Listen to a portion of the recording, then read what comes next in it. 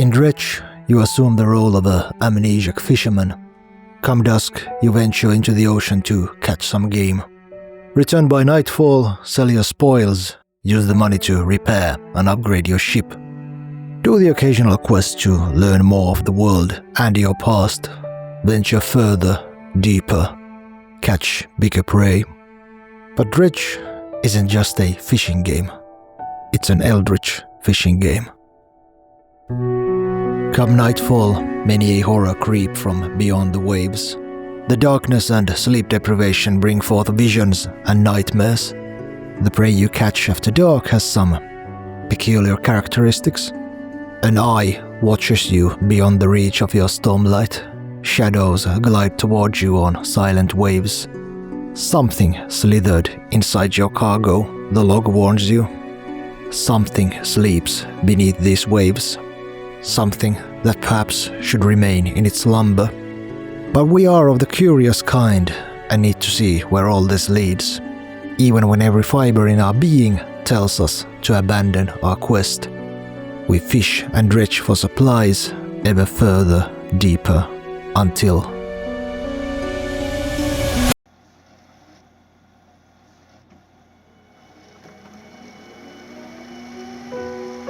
When I was young, I knew everything. Whatever the topic, question or problem at hand, I had the answer for it and was keen to let everybody know, especially my father. This was often the scene. I sit on the floor, occupied by a video game, and he sits on the balcony, submerged in books and cigars. I excrete whatever truth I manage to come up with, and he sits quiet.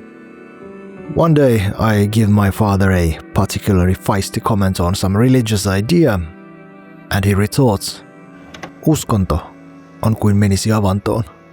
Religion is like ice swimming." My father was a peculiar man, but I didn't know him as a religious one. His answer baffled me, the vehement opponent of all things spiritual. This comment felt so left field, I had to ask for clarification. The cigar comes down, followed by a book. If you dive unprepared into frozen waters, you'll freeze and drown in seconds. But with time and effort, you can stay longer, minutes, even hours, and then it becomes healthy. Now, a few decades later, I've surmised my father didn't mean these words as dogma, but mindset. How one ought to conduct themselves. Don't meddle in life's heart with things you don't understand. Only with patience can you immerse into the waters that vivify, yet drown those who lack humility. Perhaps this was my father's attempt to take few inches off the high horse his son pranced around on. To remind me, things often have an inherent nature, and there's no reason to assume that nature is somehow clear. There's so much lost to us. Our world is filled with things we don't understand, and underneath our feet dwell monsters we cannot fathom.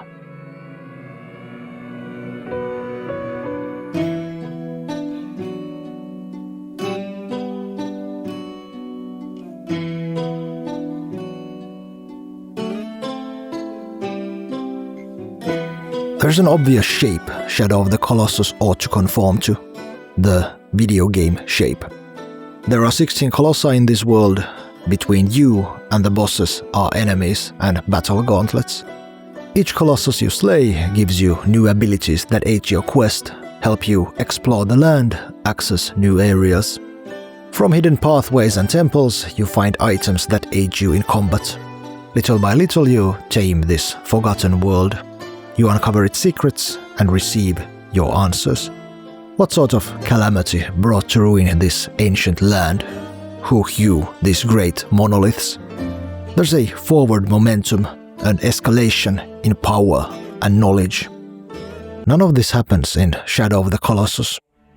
It's just you, the empty world, and the indifferent beasts you must slay. A puny sword and a weak bow, barely able to scratch the monster's hides. That's all you receive. There should be something, anything, but there isn't. There have been bigger worlds, lands with more intricate stories, but it's hard to find a land more desolate, more abandoned. There's nothing to find in this barren world, nothing to learn from it. No grand obscure lore to fill YouTube channels with. There is nothing here. And where the Forbidden Lands filled with enemies to fight, secrets to uncover and lore tablets to pass together, we'd already forgotten them. These lands are special because they weren't built for us. Now, of course the worlds in games are built for the player. Every mechanic, every item, parcel of text, tidbit of lore is put into the game to be experienced. The secrets are meant to be uncovered, pieces of lore passed together. These worlds are created for us to act upon. But the Forbidden Lands are barren, empty, and unpenetrable by design. This minimalist ethos gives Shadow of the Colossus a very distinct, intended nature. This world doesn't care if I'm having a good time. This game, these lands, are just like the beasts who dwelled here. Violent in their indifference.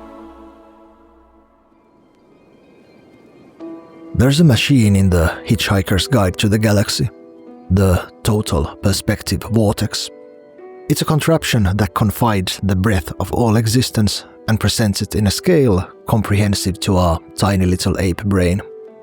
In other words, it puts you back into your place, shows you where you are in this grand creation. And our minds just can't fathom how insignificant we are. The result of Total Perspective Vortex is instant death. The mind shatters under such weight, like a twig under a mountain. Snap. There's something almost Lovecraftian about the idea. Awe, so immeasurable, it kills you.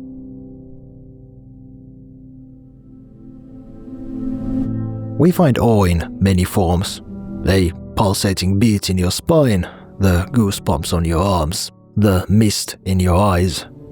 The moment everything becomes clear, your whole being charged with meaning.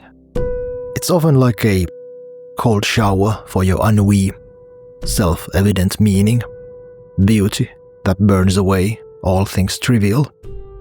But awe is not just meaning and beauty, but also terror of scope and limitude, a gargantuan structure that bends your perceptions under its splendor, a beast so ferocious it renders you paralyzed, or a rain so fierce it breaks your very bones.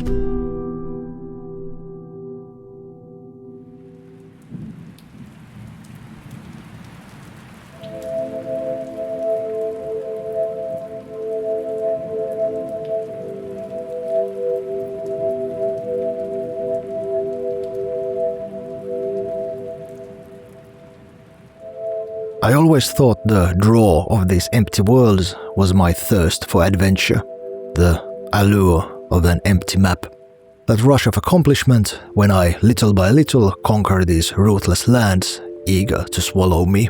You're probably familiar with this meme, the reason why we play video games, the fantasy of empowerment. But what I've found from these lands is the opposite.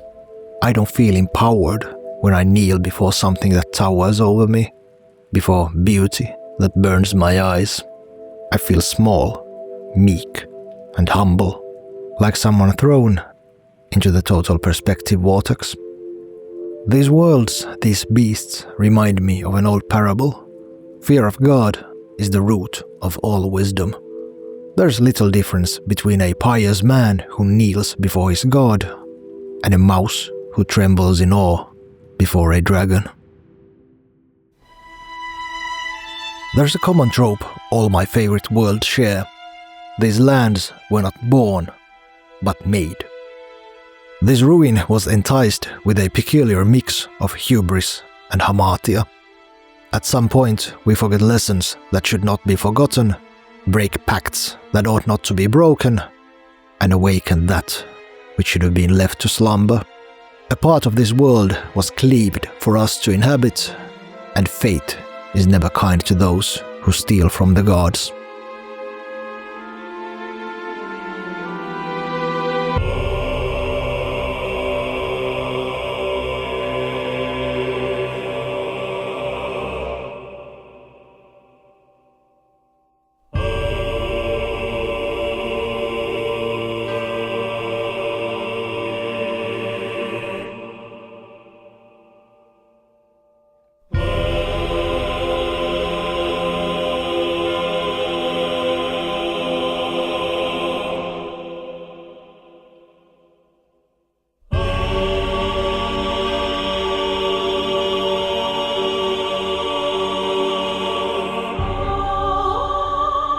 Before the age of the gods, there was no disparity. There was only the age of grey, the primordial stillness from which all things received their form. This age was governed by the ancient dragons. Then came the lords.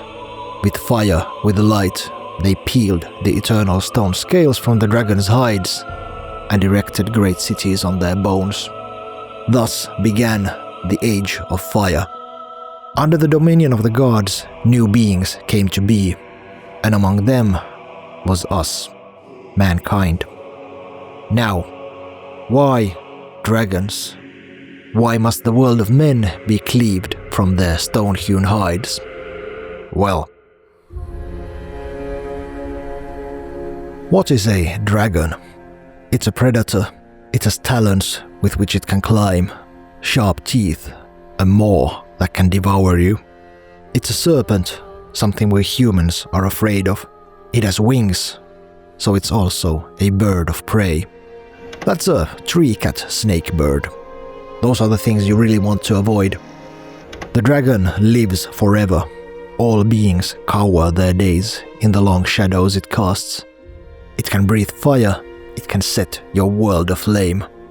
The dragon is ancient, it holds wisdom long lost to us, and it guards treasures. The things we need are found from where we least want to look, from the shadow of a sleeping monster. So when we are met with a dragon, it's not just a grand beast. It's all of them, every monster that could be. The dragon is the everlasting threat awaits in the dark, one we'll never outrun, never outlive. It blocks our path to places we need to go, and holds answers to questions we seek answers for. The dragon is eternal, and its lair can be anywhere. A dark cave, atop a lonely mountain, behind pathways long lost, or even in the depths, deep below the waves. The shoreless sea makes children of us all. One gaze into the abyss, and you're once again 7, and remember all the eyes that glared from the dark corridor beyond your room. It was not just the monsters in the dark you feared, but the dark itself. The darkness was potential. Anything could lurk in there. And yet, we have to go there. We set our course farther than we ever dared, beyond charted waters, and then, from the waves, rises forth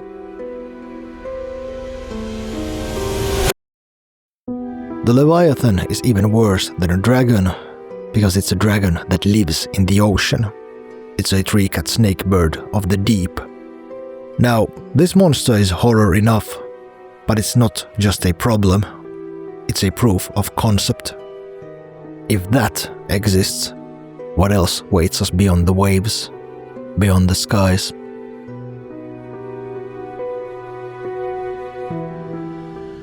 There lies a peculiar place in the realm of shadows, beyond the birthplace of a mortal girl who became a goddess.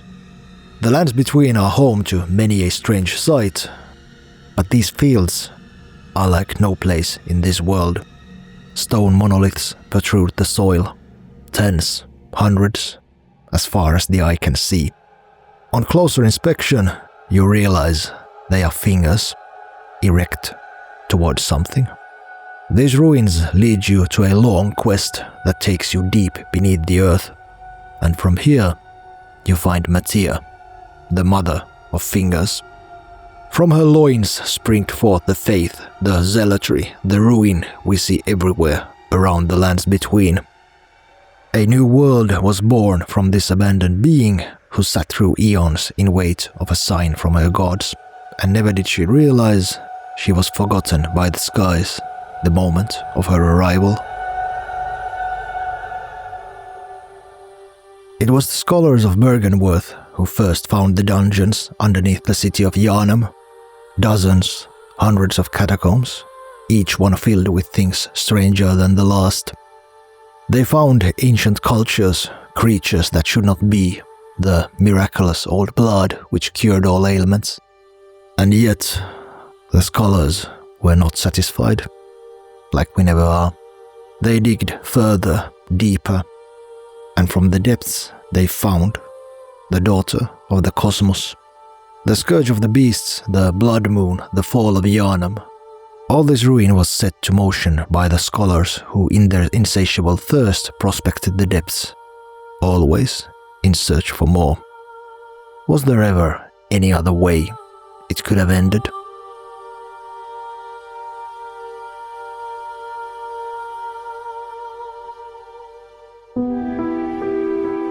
In the end, it all makes sense.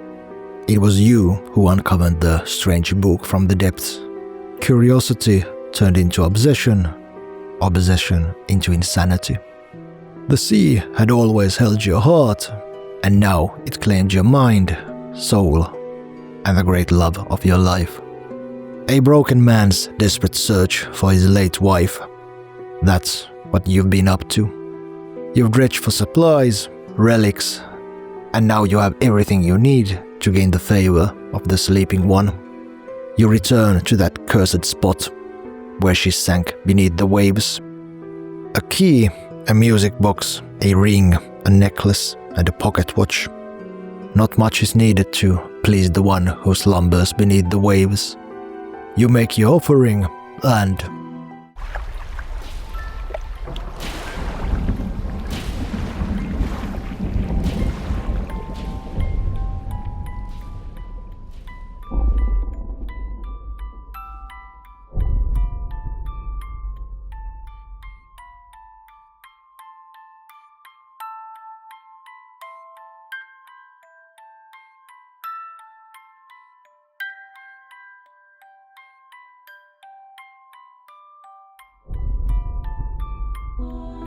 every town, every shore, as far as the eye can see, your love burns the world to cinders. But it need not be so.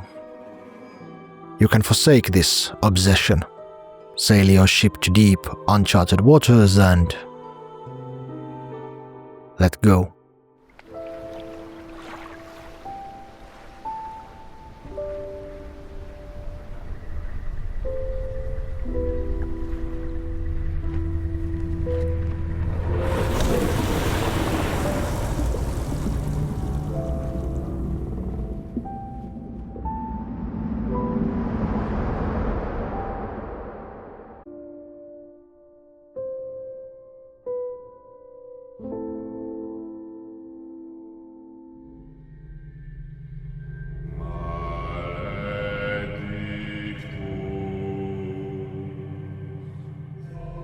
Cosmic horror is the quintessential endpoint of beasts that defy our comprehension. There's still the gigantic monster who may devour you, but now the threat isn't just physical, but existential. Now the dragon is not just gargantuan, it is alien to us. We can't comprehend these beings, the layers and forms they exist in. They are too much. To bear witness is enough to drive one mad. These cosmic beasts show us what we are: vulnerable, ignorant, and insignificant. That beyond our stormlights lays an endless unknown, ever impervious to our sad attempts to understand it.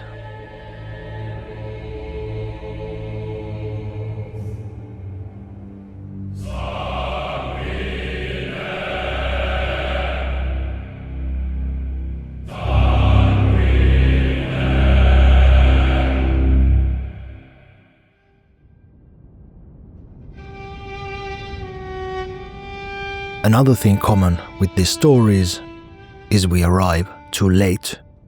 These worlds were brought down by calamities long before our days.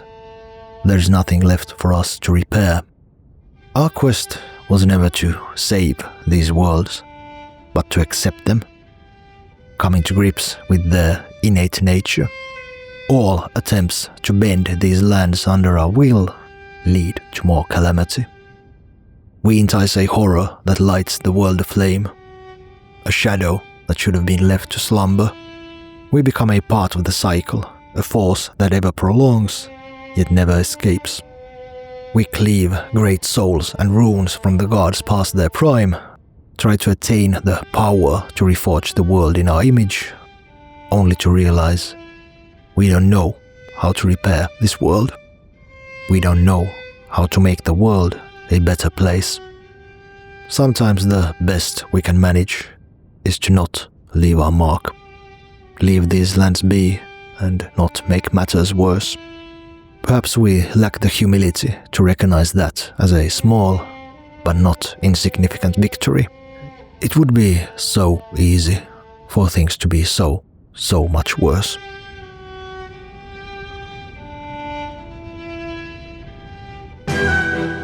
These stories have taught me many things: how to let go, how to get into grips with my own mortality, to accept my existence as a finite being born to strife and hurt, and that there are ways to carry this burden, to make myself into something more than I was before. How even I, a lowly, corrupt being, can become a blessing for this world.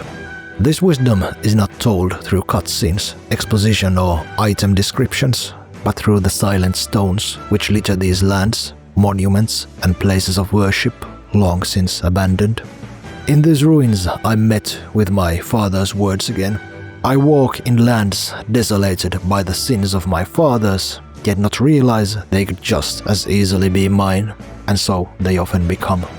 My unerring will to judge in harsh tones those who came before is the soil from where hamartia grows. Without humility and patience, I dive too deep. I drown into the icy waters and drag to the bottom everyone tied to me. For years it was adventure these barren worlds offered me, the intoxication of an undrawn map. Nowadays it must be something else, because the worlds most dear to me hold the least to find within them. From these lands I find the type of person I long to be, someone who sees but doesn't judge, seeks but will not proclaim, a wanderer, a pilgrim of strange lands, an awestruck worshipper of terrifying beasts. That is the kind of man I believe my father hoped me to be.